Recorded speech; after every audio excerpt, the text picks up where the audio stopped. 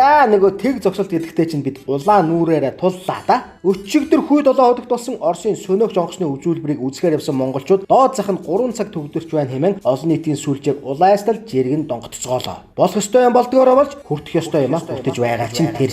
Энэ бол зүгээр эхлэн. Нийслэл хотод жил бүр 3-400 мянган автомашин шинээр бүртгэгдэг мэдээ байдаг гэдэж хасагддаг тоо бүр огт байхгүй. Сая 500 мянган хүнтэй улсад зориулан төлөвлөгдөж зам гүүр барилга бүтээн байгуулалтаа хийсэн хот юм шүү дээ. Харин өдгөө хүн ам нь 2 дахин үрдсэн хэрнээ тэр бүх хүн амынх нь 3-2 нь нийслэлдээ шигдэж автозам дээрээ төвжирчгээд боож өгөх гээд оролцоож байгаа нь. Тэр оролцоож байгаа хүмүүсээс нэг нь ч машинаа орхиод автобусаар явах тухай бодохгүй. Ингэж төвжирч байхаар машинаа орхиод автобусаар яваач гэж хэн нэг нь хэлэх юм бол бууж ирээд шууд зодно. Ийм л маргаалтай улсууд. 3 сая хүнтэй ганцхан нийслэл хоттой. Тэр ганцхан хоттой 3-2 нь өдөр бүр амьдардаг. Дээрээс нь хөдөө орон нутгаас өдөртөө хэдэн мянгаараа нийслэл машинтайгаа орж ирж ажил төрлөө амжуулахаар чигцэлдэнэ. Айл өрх бүр машинтайгаас гадна тэр айл өрхийн гишүүн болгоно нь бас нэг машинтай. Дээрээс нь аж ахуй нэгжүүлхэн 10, 20, 30, 40 машинтай. Гэтэл явдаг зам нь дээс шиг нарийнхан хоолой шиг бачуухан. Хөдөө орон нутгийн болон хэд хуучин татвараа төлөөгүй автомашинуудыг хот руу оруулахгүй байх талаар санал боловсруулж бүрчлэлийн зааг тогтоох гэтэл 60-70% нь том бүлт үсрээд эсэргүүцээд байсан.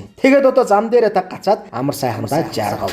Одоо машиндаа амьдарцгаа да та нар минь. Өнөө маргааш тааш тэгсгээд болох байгаа юм биз? Хүүтэрхээр яанда хөөрхий та нар минь. Дээрээс нь утаач нь нэмэгдэнэ. Хүссэн юм чинь хүзүүгээр чинь ийхүү ороож эхэллээ. Тамийн амтан хамдаа жаргалтай.